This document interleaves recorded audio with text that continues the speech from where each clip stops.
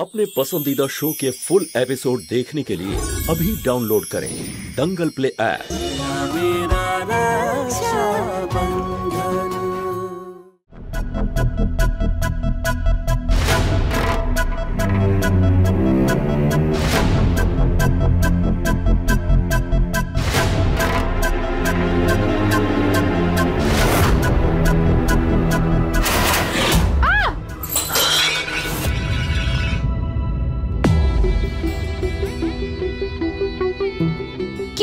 এটা তুমি তো জানো একজন সধবার হাত থেকে সুদূর পড়ে যাওয়া কতটা অশুভ হয়। আর তোমার মাথার উপর দিয়ে এমনিতেও অনেক বিপদ ঘটতে থাকে, সব সময় ভয় থাকি আমি।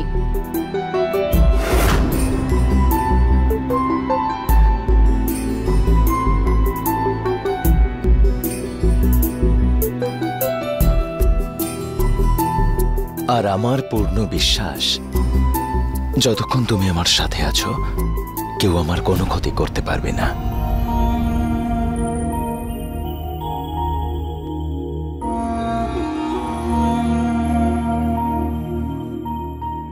দাদা সমরবাবুর সাথে মেনকার অস্থি বিসর্জন করতে যাবে। মেনকা সেদিন আমার আর দাদার জন্য নিজের প্রাণ বিসর্জন দিয়েছে। দাদারই ওর অস্থি বিসর্জন করতে যাওয়াই উচিত। হ্যাঁ শিবা, তুমি মেনকার যদি অস্থি বিসর্জন করতে চাও আমার কোনো আপত্তি নেই, কিন্তু জানি না কেন আজকে না আমার মন সকাল থেকে খুব অস্থির হয়ে আছে। আমি তোমার সাথে যাই প্লিজ। না কনক, তুমি যদি আজকে আমার সাথে যাও তো রশনি একা হয়ে যাবে, আর আমি চাই না যে রশনি এক মুহূর্তের জন্য একা থাকুক। তাই তুমি এখানে থাকো আর ওর খেয়াল রেখো। কিছুক্ষণের ব্যাপারই তো শিবা, প্লিজ আমাকে নিয়ে চলো না। শিবা,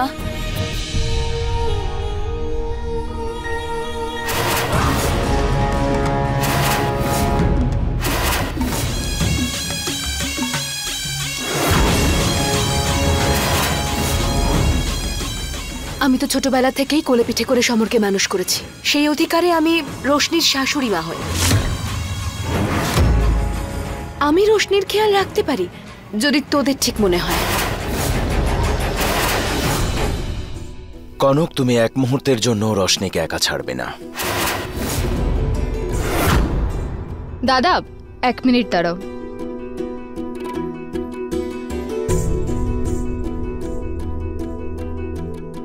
দাদা তোমার হাতটা বাড়াও। দাদা এটা রক্ষা কবচ, এটাকে কোনোভাবেই নিজের থেকে একদম আলাদা করবে না।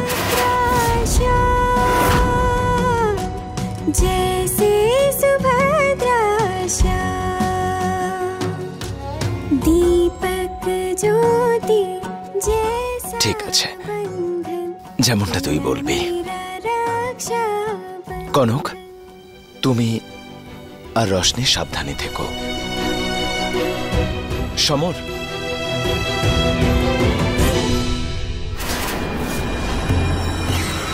ওং নমো ভগবতে বাসুদেবায়। ওং অপবিত্র পবিত্র বা সর্বাবস্থান গতোপি বা যৎ সণেত পুণ্ডরিকাক্ষং সবাচ্ছ অভ্যন্তর শুচি। এবার পরবর্তী আচার পালনের জন্য তোমার হাতে যে রক্ষা সুতো আর রাখি পরে আছো সেটা খুলে ফেলতে হবে, আর কুশ ধারণ করার পরই পরবর্তী বিধি আমরা পালন করতে পারব।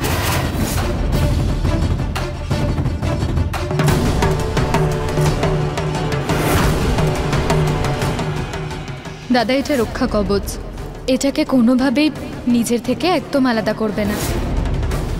ক্ষমা করবেন পুরোহিত মশাই। আচ্ছা, এই উপাচার কি এই রক্ষা কবচ না খুলে পালন করা যাবে না? আমি এই কুশকে মালার মতো তো ধারণ করতে পারি না। এই পুজো আত্মার শান্তি আর মোক্ষ লাভের জন্য করা হয়, আর এই পুজো তখনই সম্ভব হবে যখন যে পুজো করছে কুশকে ডান হাতে বেঁধে সে যেন এই পুরো বিধিটা পালন করে। ঠিক আছে।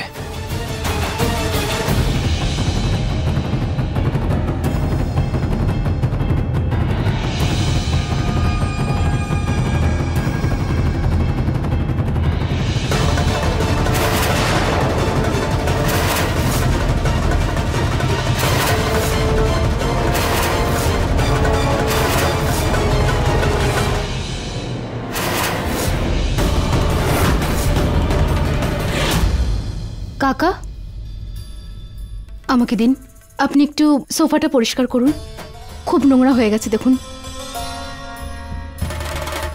আমার মন এত অস্থির কেন হয়ে যাচ্ছে? আবার কোনো বিপদ তো? আরে ওই নদীতে একটা মানুষ খেকো কুমির, আরে সবাই খুব ভয় পাচ্ছে তো ওই নদীর ঘাটে নামতে। নারায়ণ, হ্যাঁ বৌদিমণি? কি বলছিলে এক্ষুনি ওই ঘাটের ব্যাপারে?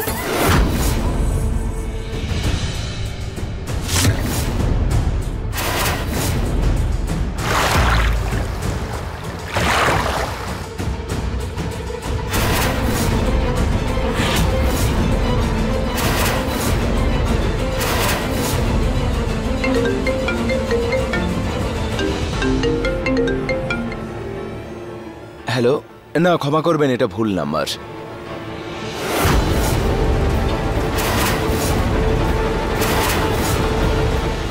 বৌদিমণি, ওই যে ওই নদীর ঘাটে না, ওখানকার লোকজন একটা মানুষ খেকো কুমির দেখেছে।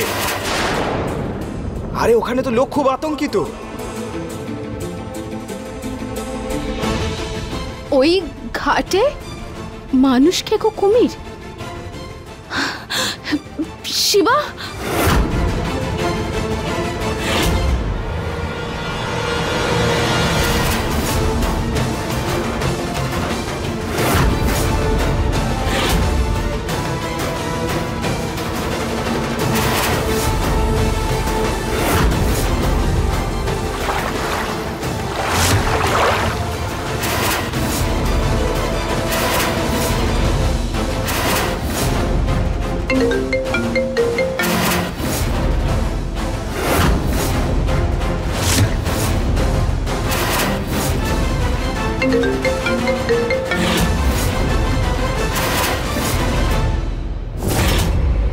নারায়ণ, শম্ভুকে বলো গাড়ি বার করতে এক্ষুনি।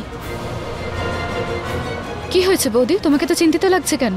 রশনি, ওই নদীর কাছে তোর দাদা যে ঘাটে গেছে, সেখানে গ্রামবাসীরা মানুষ খেকো কুমিরকে দেখেছে, আর শিবাও ওখানেই গেছে পুজো করার জন্য।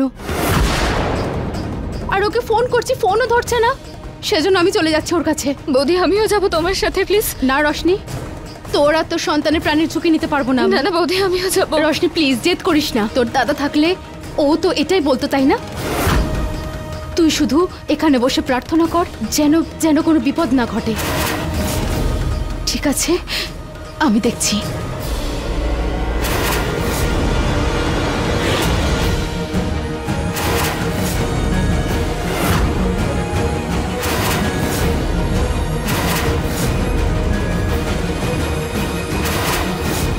শিবাকে হুমকি দেবে তুমি? হ্যাঁ, শিবাকে হুমকি দেবে? আজ আমি তোমার সিঁদুর মাথায় নিয়ে মরবো শিবা।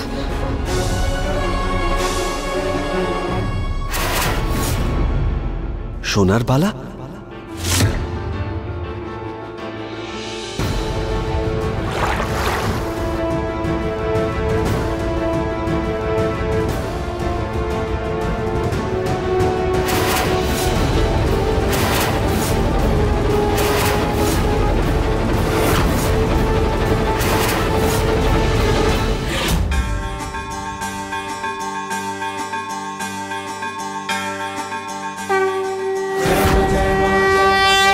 ভগবান, আমার দাদাকে তুমি রক্ষা করো।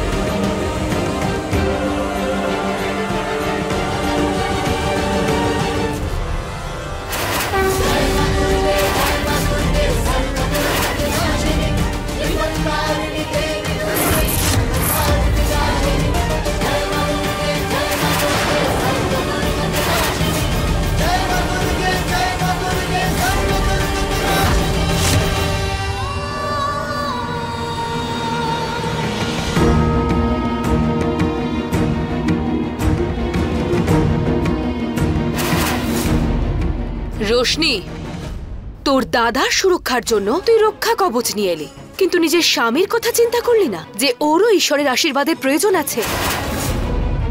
তাহলে মঙ্গলসূত্র ছিঁড়ে যাওয়ায় তোর মুখটা হঠাৎ শুকিয়ে গেল কেন? দেখিস এমন না হয় রোশনি যে সারাক্ষণ দাদা দাদা করতে করতে তুই নিজের স্বামীকেই হারিয়ে ফেললি।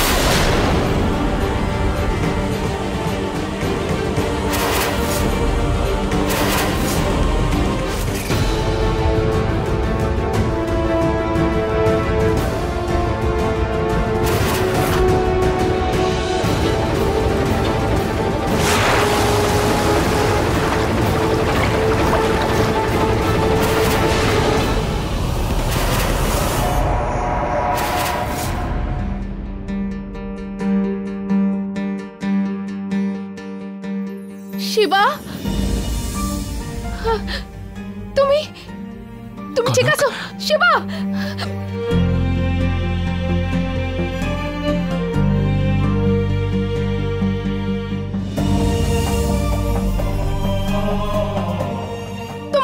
তোমার কিছু হয়নি তো? কনক, তাড়াতাড়ি ওপরে চলো, চলো এক্ষুনি উঠে চলো। শিবার বেঁচে থাকাটা কোনো অলৌকিক ঘটনার থেকে কম কিছু না। ভগবানকে অনেক অনেক ধন্যবাদ যে শিবা বেঁচে আছে। ভগবানকে অনেক অনেক ধন্যবাদ সমর বাবু। বেশ, এবার তুমি ওকে নিয়ে তাড়াতাড়ি বাড়ি চলে এসো। বিয়ের পরে স্ত্রীরা স্বামীর হয়ে যায়, আর তুই কি তোর চোখে দাদাকে ছাড়ার কিছুই দেখতে পাস না? নিজের স্বামীর ব্যাপারে কিচ্ছু ভাবিস না তো তুই? ওরও তো আঘাত লেগেছে, ও কেমন আছে জিজ্ঞাসা করেছিস একবারও? কি রে সমর, তুই ঠিক আছিস তো রে বাবা? হ্যাঁ, তোকেও তো কুমিরটা আক্রমণ করেছিল তাই না? দেখ, তুই শিবাকে ছাড় আর তাড়াতাড়ি বাড়ি চলে আয়। একটা কথা মনে রাখিস, নিজে বাঁচলে বাপের নাম। এক্ষুনি বাড়ি চলে আয়। লজ্জা হওয়া উচিত আপনার। আপনার এই ব্যবহারগুলোর জন্য সমর বাবু আজকে এরকম তৈরি হয়েছে। নিজের মুখটা গিয়ে একবার আয়নায় দেখ রোশনি। অত্যন্ত স্বার্থপর মেয়ে দেখতে পাবি যে সারাক্ষণ শুধু নিজের দাদার কথাই ভেবে চলেছে। ভালো হতো যদি তোর দাদাকেও কুমিরটা খেয়ে ফেলতো, অশান্তি শেষ হতো। জানি না। খবরদার, আমার দাদার বিরুদ্ধে আর একটাও শব্দ বলেছেন তো? তোর এত সাহস!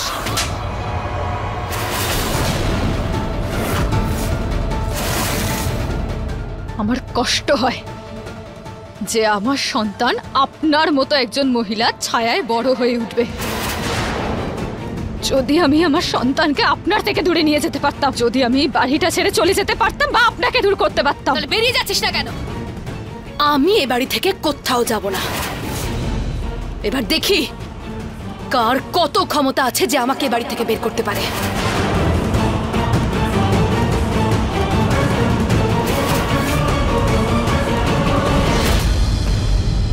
সমর,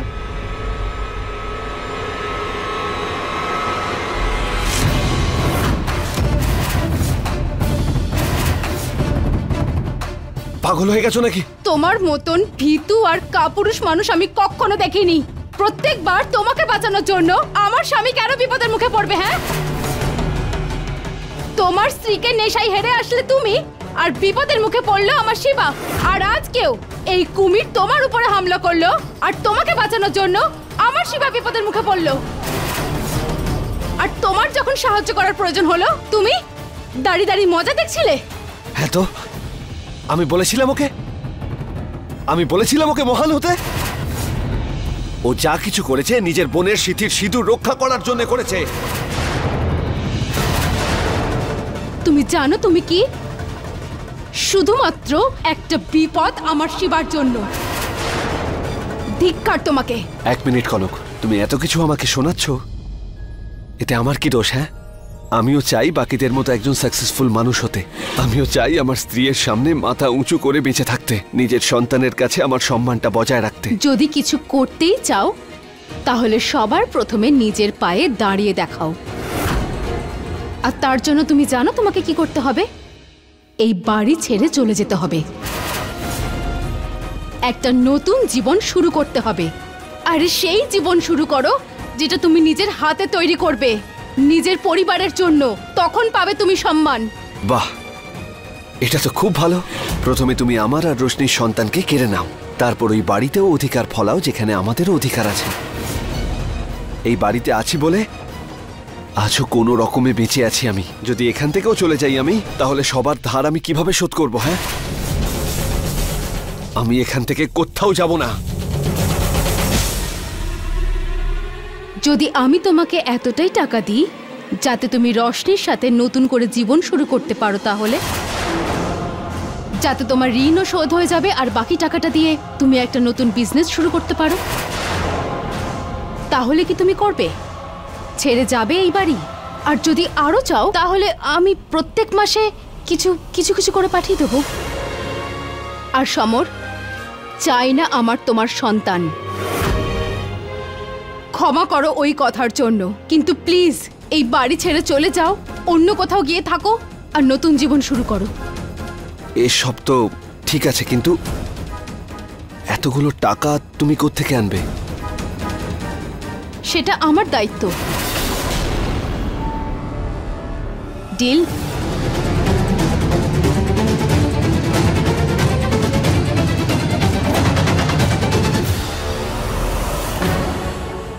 ডিল।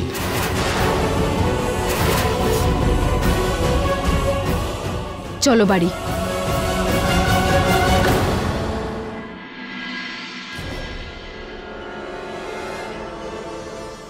ব্যাগে এতটাই টাকা আর গয়না আছে যে তুমি আর রশনি খুব ভালোভাবে নিজেদের জীবন শুরু করতে পারো, একদম নতুন ভাবে।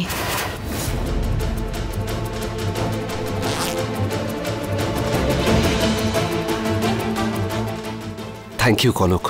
আমি তোমায় কথা দিচ্ছি, আমি যত তাড়াতাড়ি সম্ভব তোমার এই টাকা আর গয়না তোমাকে ফিরিয়ে দেব।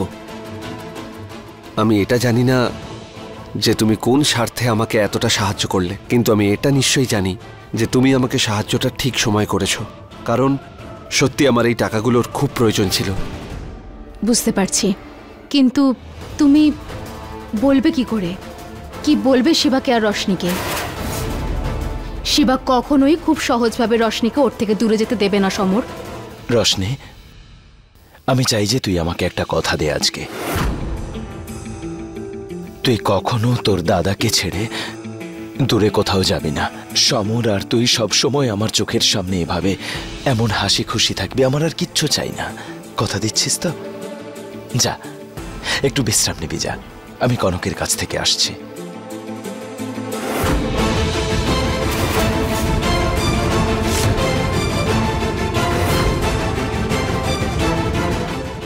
এবার আমি এমন একটা খেলা খেলবো যে রোশনি এই বাড়ি ছেড়ে চলে যেতে বাধ্য হবে, আর ওর দাদা শিবাও ওকে আটকাতে পারবে না।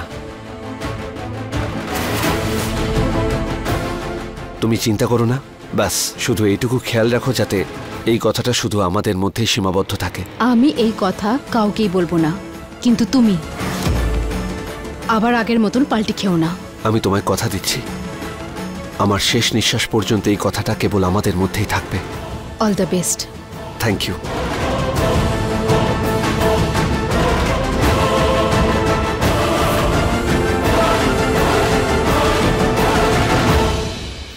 কি হলো কনক, আমাকে দেখে এভাবে চমকে গেলে কেন? না, ওই তুমি হঠাৎ এই রুমে আসলে না, সেই জন্য। সত্যিই তো সব ঠিক আছে? শিবা, আমি তোমাকে বলতে পারবো না আমি কি করেছি, কিন্তু বারবার তোমাকে এভাবে বিপদের মুখে আমি আর দেখতে পারছি না, তাই আমি যা করেছি তোমার ভালোর জন্য করেছি।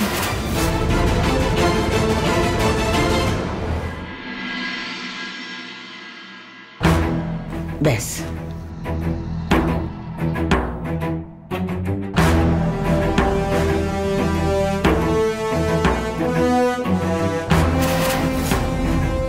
আমি তোমাদের সবাইকে কিছু বলতে চাই। আমি একজন ইনভেস্টর পেয়েছি যে আমার বিজনেস আইডিয়াসে ইনভেস্ট করতে রাজি, কিন্তু তার একটা ছোট্ট শর্ত আছে। ও চায় যাতে আমি কাজ করার জন্য জয়পুর শিফট করি। এটা তো খুব খুশির খবর। আমি সবার জন্য মিষ্টি নিয়ে আসছি।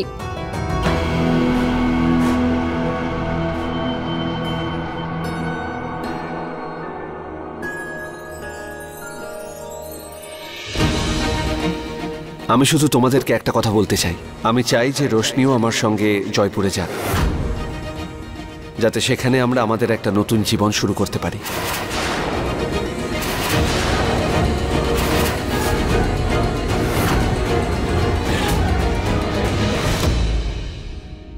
রোশনি, তুমি তো সবসময় চাইতে যে আমি নিজের পায়ে দাঁড়াই।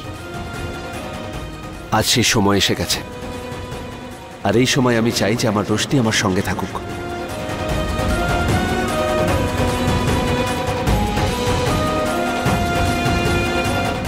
আমি তো সবসময় চেয়ে এসেছি সমরবাবু যে আপনি নিজের পায়ে দাঁড়ান,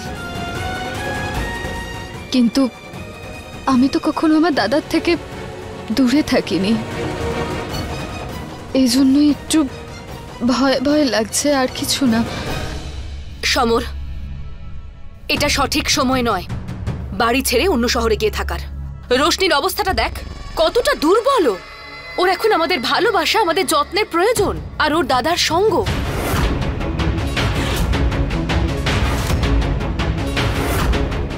এসব চাকরি রোজগার করার ব্যাপারগুলো পরেও কিন্তু হতে পারে। তুই বাবা হতে চলেছিস, এর থেকে বড় কর্তব্য আর কিছু হয় নাকি? তুই শুধু নিজের কথা ভাবছিস এখন। তুই যাবি না ব্যাস।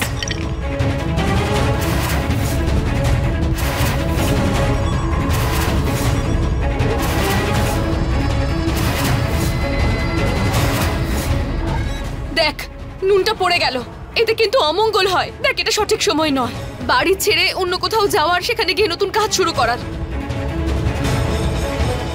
যদি অমঙ্গল হয়েছে যখন, কয়েকদিন পরেই যাস।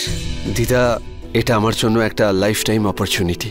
যদি আজ আমি না যাই তাহলে হয়তো সারা জীবনেও আমি এই সুযোগ আর পাবো না।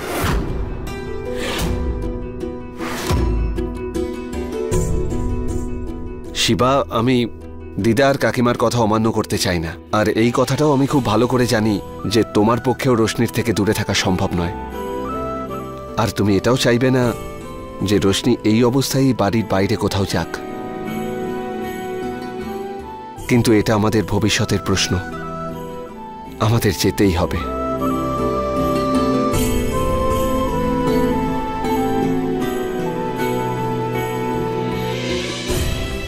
রোশনি দেখ, স্ত্রীর সবচেয়ে বড় ধর্ম হলো তার স্বামীকে সঙ্গ দেওয়া। সমর যা চাইছে সেটা ঠিক।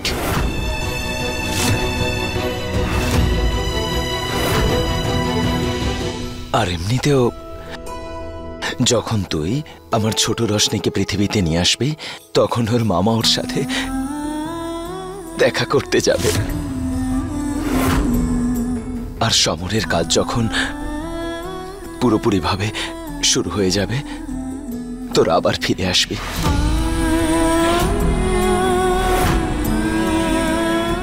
তাই না সমর?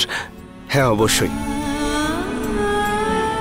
আমরা কাল সকালেই জয়পুরের জন্য বেরোবো।